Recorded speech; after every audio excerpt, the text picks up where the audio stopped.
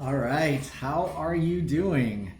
I will be honest. When I first heard about the term social distancing and the idea of social distance, I got really worried. I got worried that we were about to undo decades of work that our culture, our society has done to bring all of us back together. Um, and I thought it was going to like be an excuse for us all to stay separate and to like completely disconnect.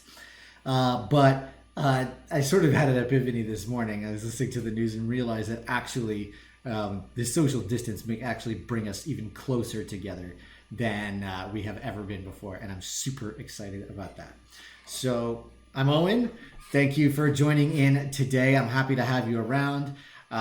Please go ahead and subscribe to my channel here on YouTube if you haven't already, and join our community on Facebook, the Abundance Hackers community. Join your fellow Abundance Hackers right here. I'll put the link in the chat so you've got that. Oops, there we go. So I hope you'll join up. All right, so walking along the sidewalk, right? One of my big pet peeves, and it happens here in LA, and I'm sure it happens a lot of other places, right? But like if I'm walking down the street and there's just one or two other people walking by, like I'll smile at them, I'll say hello, right? We're all human beings in this shared experience, and why not smile, right? Share a little levity, and a lot of times it just won't smile back. And I was like, why, right? But I've always, it's always been a big thing to me. But now, when I see someone on the sidewalk, I'm usually now walking into the street so that I don't have to stand next to them, right? So I can give them some space, I can have some space, so we can have our 6 feet that we need for social distancing. And for me, right, like someone who likes to smile and connect with people, like it's hard, right? It feels really negative. It feels a little gross. And where it's getting even worse, just this morning, I'm wearing this new mask that my sister gave me. This new mask right here, right? It's Captain America. My sister made this for me. And I've got my sunglasses, I got my hat, and I realized I walked by these two women, and they sort of looked at me like, hey. I'm like, I look like a bank robber right now. I look like I'm about to attack somebody. And I can smile at them all I want, but they can't see it. And I'm like, oh my gosh, like this is not at all how I like to live. It's not at all how I like to interact with other people. But it's the necessity of this time, and it's one of those things that just really, really had me worried about social distancing and this isolation that we're in. So, like, why in particular? And maybe this is just me. I like to think about culture and the world and the universe quite a lot. But when you think about it, a lot of the work that we have done as a society, particularly here in America, over the last, 80 years, has been about integration, about bringing people closer together. Even back into the 60s, when you look at the integration, the racial integration in public spaces and schools, like the Brown versus the Board of Education, and how much it took to get groups of people who just never didn't get along at the time to come together into one space. A man had to give his life for that. Martin Luther King Jr. had to give his life, right, to make a lot of this stuff happen. We take a look right now, like how much we have learned about particularly like a lot of mental disabilities and people who have special needs, who in the past have just been completely forgotten and thrown aside. But over time, brought everybody together, found ways for us all to live closer together. And of course, one that is very close to my heart, I will never forget it, that day, 2016, when the federal government recognized gay marriage. It was a huge deal, right? As a gay man, I spent my whole life until that point growing up knowing that that me to get married would be illegal, right? And I fought, and a lot of people fought so hard, and a lot more harder and longer than I did. And it took a long time. I never thought we'd see it in my lifetime. but we did, right? That took so much work to bring everybody together. But now everybody is now separated on purpose, and we need to do that, right? And I know that, like, sometimes for me, and I've read about this happening before, but this does happen to me, is that isolation can get addictive, right?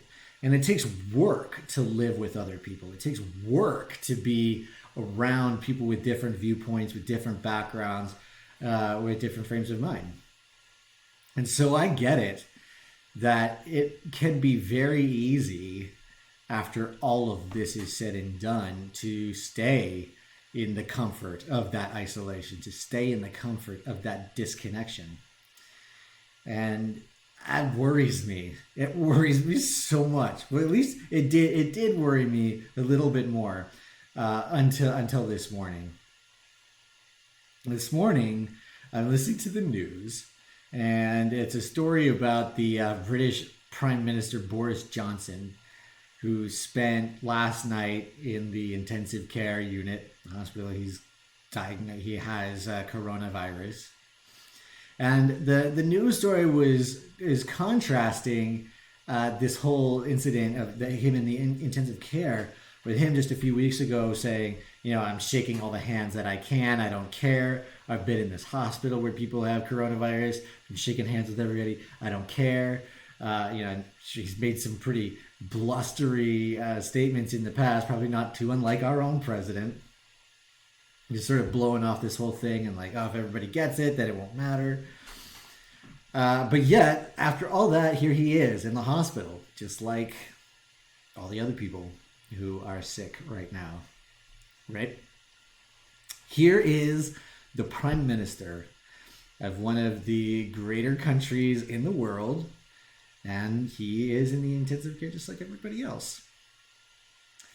And I think about, too, how we hear stories of Italy. We hear stories now of Japan locking down. We hear stories about the struggles in Spain. We hear about, it's all started in China. We hear about how China dealt with this and how they're working with other countries around the world. And then I hear this and I realize that I have never been so connected with people in pretty much every country in the world as I am right now, as we all are right now. Right? Everybody in the world has something in common right now, aside from the fact that we are all living the human experience. That's insane, right? That's incredible. So this is kind of the Great Equalizer, it seems, right? The coronavirus. It's like the White Walkers in Game of Thrones, right? It's that one thing greater than our political differences, but greater than our racial differences, greater than our cultural differences. All of us are susceptible to it at the same time. And in an amazing way, even though we're staying socially distant from one another, it is bringing us together out of horror and necessity for sure, but I guess that's what it takes sometimes, right? One of the things that I'm really loving, I saw this article earlier this morning about how in San Francisco, there is now a new community of restaurant workers and chefs who are getting together to support one another online. And it's a lot of people who probably wouldn't have actually spent too much time with each other. They probably came separate at work. But here they are now, all in the same boat because of this disease. Like, think about all the new connections that are happening like that never would have happened otherwise. All of the community that's building now because of this terrible, terrible situation that wouldn't have happened before and that wasn't happening before. So this is kind of the moment too. This is what I'm thinking. And I encourage you to think about it the same way. That this is the time, like if there is a connection that you've always wanted to make, now is the time to do it. If there's somebody who you haven't been able to connect with that you wanted to, and you just dream big. I mean, even if it's celebrities, right? they are speaking on Zoom just like everybody else, right, from their homes. Now is the time to do it. Think about that, right? I have been connected with people that I haven't spoken to for, I don't know, 10, almost 20 years. Old friends, people I went to school with. Like, this is bringing, I'm realizing that this is actually bringing new connections into my life and a lot of deeper connections into my life. So maybe social distance is really not that distant, right? Socially distant, but digitally connected. We can do it all online. So if you are feeling disconnected, you can join a community. There are plenty of communities online that you can join. I just told you about one at the beginning of this video. So go ahead and click and join up if you'd like. We'd love to have you. Or even better, and this one we really, really, really need, everybody really needs it, is that you can start your own online community. You can start a community to bring in the people that you want to connect with, the people that you want to serve, the people that you want to help out, and provide a voice in the dark right now, or provide a space that when folks are locked in their houses, as we all are, right? You know this, I know this, right? To have a community, to have a place to go, to connect, to be with one another while we are socially distant. So think about that. And if you want to start an online community, but you have no idea where to start, the first thing to do is to join this Abundance Hackers group, because I'm going to teach you a little bit more about it. But really, now is a great time. Now is a great time to do this, and especially something that we need so badly. So I'm realizing that I was not looking at this situation in a positive way when I was worried about what it was going to do, when I was afraid that social distancing was going to tear us all apart and separate us. And I changed my mindset and realized that no. The truth is that we are all way more connected now than we ever were before. But we just need to see how to do it. So I hope you're doing well. Tell me how you're doing. Tell me how it goes with your connections. I'd love to hear what your experience has been like. Who are you connecting with? Who are you not connecting with? Are you feeling lonely? Are you feeling busy? Are you feeling exhausted, right? I want to hear from you. So thank you so much. I appreciate you as always. Stay safe, stay healthy, and I will talk to you tomorrow.